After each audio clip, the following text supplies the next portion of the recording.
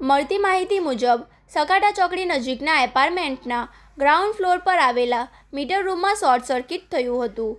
જોતજોતામાં આગે વિકરાળ સ્વરૂપ ધારણ કરી લીધું હતું, જેના કારણે આખું પાર્કિંગ અને સમગ્ર બિલ્ડિંગ ધુમાડાના કાળા ડિબાંગ આવરણમાં ગરકાવ થઈ ગયું હતું.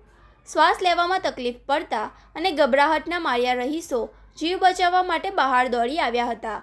આગ લાગતા જ બિલ્ડિંગના જાગૃત રહીશોએ હિંમત બતાવી હતી. સોસાયટીમાં ઉપલબ્ધ ફાયર સેફટીની બોટલનો ઉપયોગ કરી રહીશોએ જાતે જ પાણી અને કેમિકલનો મારો ચલાવી આગ પર કાબૂ મેળવી લીધો હતો.